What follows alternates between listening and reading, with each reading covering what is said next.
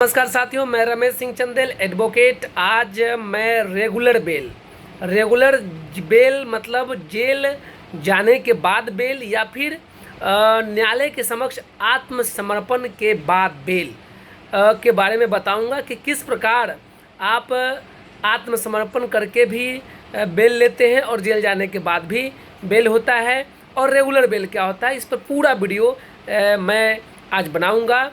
जैसा कि मेरा कमिटमेंट था, मैं कल भी बताया था कि कल एंटीसिपेटरी बेल के बारे में बताऊंगा और आज रेगुलर बेल के बारे में बताऊंगा। इसलिए वीडियो को पूरा देखें, अंत तक बना रहें और बिल्कुल अपने अनुभवों के आधार पर, और ज़मीनी स्तर का यह वीडियो है, कोई कट पेस्ट नहीं है और कोई साजो सज्जा का सामान नहीं है। सीधे सीधे रेगुलर बेल, जेल जाने के बाद बेल या फिर बिना जेल गए न्यायालय के समक्ष आत्मसमर्पण करने के बाद बेल के बारे में मैं बताऊंगा।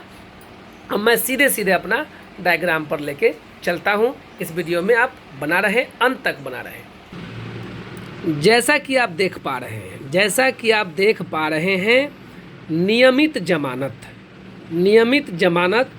रेगुलर बेल आत्मसमर्पण, संबंधित न्यायालय में आत्मसमर्पण के बाद बेल या जेल जाने के बाद बेल, या संबंधित न्यायालय में आप आत्मसमर्पण कर देते हैं और जमानत मांगते हैं, उसको रेगुलर बेल कहते हैं। अथवा जेल चले जाते हैं, आत्मसमर्पण के बाद जेल चले जाते हैं, या पुलिस आपको पकड़ती है और न्यायालय आपको जेल भेज देती है, तब उस दशा में आप यह नियमित जमानत का प्रयोग करते हैं। नियमित जमानत के माध्यम से ही आपको बेल होता है। अब मैंने दोनों लिख दिया है। एक है भारतीय नागरिक सुरक्षा संहिता 2023 और दूसरा है दंड प्रक्रिया संहिता 1973। दंड प्रक्रिया संहिता की धारा 436, जो अब भारतीय नागरिक सुरक्षा संहिता 2023 का 478 हो गया है। 436 जो अब 478 है। दंड प्रक्रिया संहिता 1973 जो अब भारतीय नागरिक सुरक्षा संहिता 2023 की धारा 478 है। बेलेबल सेक्शन, जमानतीय अपराध जब प्राथमिकी दर्ज होता है, प्राथमिकी दर्ज होने के बाद जमानतीय अपराधों में, जमानतीय धाराओं में, बेलेबल सेक्शन में वैसी धारा जो नॉन बेलेबल नहीं है, बेलेबल है, और उस धारा में प्राथमिकी दर्ज होता है, तो उस धारा में 436 CRPC जो अब है 478 भारतीय नागरिक सुरक्षा संहिता के तहत पुलिस को ही बेल दे देना है, पुलिस को बेल देना है।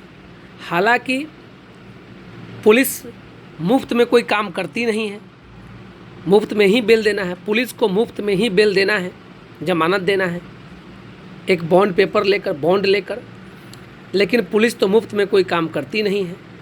इसलिए आप बेलेबल सेक्शन में, जमानतीय धाराओं में 478 भारतीय नागरिक सुरक्षा संहिता 2023 के तहत संबंधित न्यायालय में आत्मसमर्पण करके अपने अधिवक्ता महोदय के माध्यम से और एक दिन में ही जमानत ले सकते हैं। 478 भारतीय नागरिक सुरक्षा संहिता 2023 के तहत आप 478 के तहत जमानतीय धाराओं में एक दिन में ही रेगुलर बेल संबंधित न्यायालय में आत्मसमर्पण के बाद ले सकते हैं। अब 437 दंड प्रक्रिया संहिता 1973 की धारा 437 जो अब है 480 भारतीय नागरिक सुरक्षा संहिता 2023, ये नॉन बेलेबल ऑफेंस, अजमानतीय,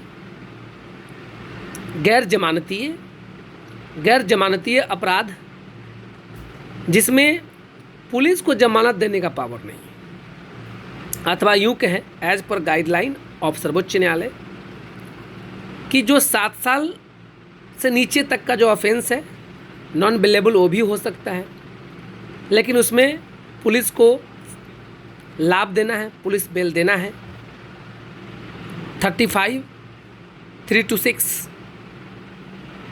भारतीय नागरिक सुरक्षा संहिता 2023 के तहत। तो खैर वो बड़ा वीडियो हो जाएगा, इसलिए मैं बारीकी से संक्षेप में बताने का प्रयत्न कर रहा हूँ ताकि आम जनमानस गांव देहात के लोग भी बड़ा सुस्पष्ट समझ जाए मेरी बात। 437, 480 में नॉन बेलेबल ऑफेंस में जमानत मजिस्ट्रेट के सामने फाइल किया जाता है। आत्मसमर्पण करने के बाद न्यायालय जमानत दे भी सकती है और जमानत नहीं भी दे सकती है, वह भी रेगुलर बेल ही कहलाएगा। अगर जमानत मिल गया तो आप बेल बॉन्ड दाखिल करके सेम डे आप मुक्त हो सकते हैं बेल पर। अगर नहीं तो न्यायालय आपको न्यायिक अभिरक्षा में भेज देगी। अब नॉन बेलेबल ऑफेंस में या तो पुलिस गिरफ्तार कर लिया अथवा आप न्यायालय के माध्यम से न्यायालय आपको कस्टडी में ले लिया, जुडिशियल कस्टडी में न्यायालय ले लिया। क्या करेंगे आप? पुलिस अगर अरेस्ट किया आप जेल चले गए, तब तो 437 जो वर्तमान में 480 भारतीय नागरिक सुरक्षा संहिता 2023 के तहत जमानत आवेदन दाखिल करेंगे संबंधित मजिस्ट्रेट के यहाँ, और उसके बाद सेशन में वहाँ से खारिज होने के बाद उसका नकल बजाप्ता प्राप्त करेंगे, और नकल बजाप्ता प्राप्त करने के बाद रेगुलर बेल ही सेशन न्यायालय में 483 भारतीय नागरिक सुरक्षा संहिता के तहत दाखिल करेंगे। अब कुछ विशेष केस की मैं बात करूं, विशेष कानून की बात करूं, जैसे पॉक्सो, SC/ST एक्ट, उसमें 437 लागू नहीं होंगे, 480 लागू नहीं होंगे, क्योंकि वे सेशन न्यायालय है और सेशन न्यायालय में जब भी जमानत आवेदन दाखिल होगा 483 भारतीय नागरिक सुरक्षा संहिता 2023 के तहत ही दाखिल होगा। अब रेगुलर बेल मजिस्ट्रेट के यहाँ खारिज हो गया 437 जो वर्तमान में 480 भारतीय नागरिक सुरक्षा संहिता 2023 है, तो हम सेशन न्यायालय में अथवा उच्च न्यायालय पटना में 483 भारतीय नागरिक सुरक्षा संहिता 2023 के तहत दाखिल करते हैं। अब सेशन न्यायालय में दाखिल करते हैं वही जिला एवं सत्र न्यायाधीश के न्यायालय में। ठीक उसी प्रकार हम फाइल करते हैं। फाइल करने के बाद जिला एवं सत्र न्यायाधीश महोदय या तो अपने पास रखेंगे, नहीं तो ट्रांसफ़र कर देंगे किसी अधीनस्थ ADG के पास। प्रथम तारीख में CD, उसके बाद 1, 2, 3, 4 तारीख तो CD के प्रतीक्षा में ख़त्म। कुछ ऐसे न्यायालय हैं जो एक लिमिट समय लोक अभियोजक को देते हैं, उस सीमित अवधि में डायरी आया तो ठीक है, नहीं तो FIR से ही वह बेल डिसाइड कर लेते हैं। वैसे न्यायाधीशों की संख्या बहुत कम है, नहीं तो CD के लिए तारीख पे तारीख। उसके बाद CD आ गया तो कुछ न्यायालय ऐसे हैं जो मैक्सिमम न्यायाधीश महोदय सेम डे सुनवाई और सेम डे आदेश पारित करते हैं, परंतु कुछ ऐसे भी न्यायालय हैं जो सुनवाई के लिए 1 तारीख, आदेश के लिए 1 तारीख, बाद बाकी सब वही प्रक्रिया है जो हमने कल एंटीसिपेटरी बेल के बारे में बताते समय किया था, सेम चीज़ है।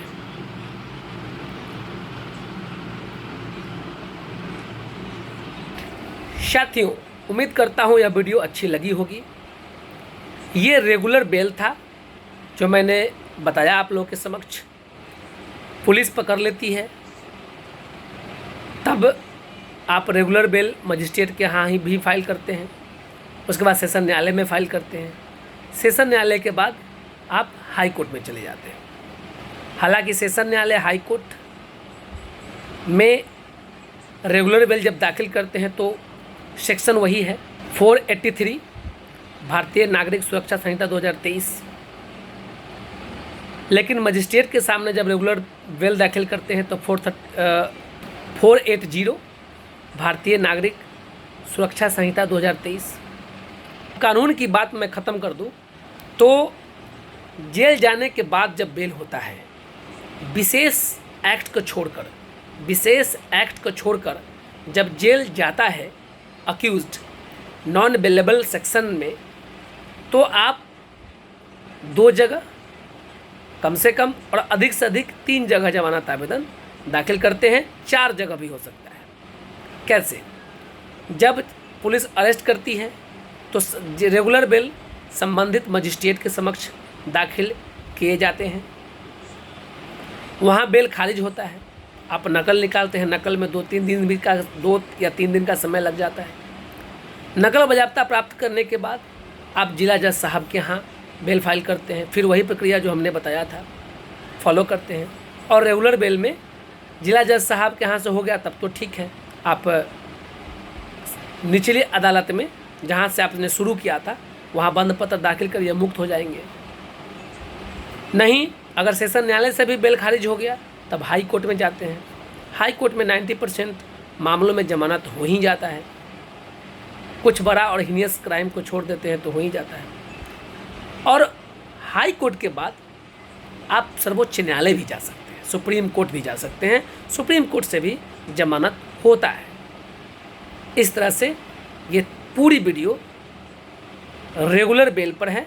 समय की मैं बात करूं तो वही टेक्निकल माइंड है वकील साहब लोगों का, बस टेक्निकल माइंड अपनाते हैं और प्रक्रिया को थोड़ा सा फास्ट कर देते हैं। प्रक्रिया सारे होता है, सारे प्रक्रिया होने हैं।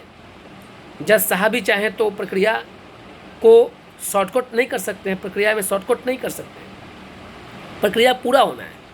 लेकिन चूँकि टेक्निकल माइंड है, थोड़ा सा सिस्टम का हेरा फेरी है, अगर इधर से उधर दिमाग से करते हैं तो जल्दी हो जाता है। बाद बाकी तो केस का मेरिट होता है, डॉक्यूमेंट होता है, अपराध का नेचर होता है, इंजुरी होता है। इस प्रकार इस वीडियो के माध्यम से आपको इतना तो ज़रूर मालूम चल जाएगा कि भूल भुलैया में ना रहे। बड़ा ऑफेंस में जब जेल जाते हैं तो लोग तुरंत ही पहुंच जाता है कि मैं एक दिन में करवा दूंगा, 2 दिन में करवा दूंगा, 5 दिन में करवा दूंगा, 10 दिन में करा दूंगा। लोग लगते हैं गारंटी लेने, ठेकेदारी लेने, लेकिन यही सिस्टम है। प्रक्रिया को कोई समाप्त नहीं कर सकता है। जो प्रक्रिया होता है, हो रहा है, वो पूरा होगा। अगर यह वीडियो अच्छी लगी होगी तो आप लाइक कर दें, कोई कमी रह गई होगी तो कमेंट कर दें। और जो कि मैं न्यायालय से आता हूँ, थक जाता हूँ और मौका थोड़ा सा मिलता है रात्रि में, तो उसी समय में, कम समय में मैं वीडियो बनाता हूँ और प्रयास करता हूँ कि गांव देहात की भाषा में, बहुत ज़्यादा चूँकि हम टीचर तो है नहीं कि और लोगों को सिखाएंगे, पढ़ाएंगे। गांव के लोगों को जागरूक बनाना ही हमारा मुख्य उद्देश्य होता है। धन्यवाद।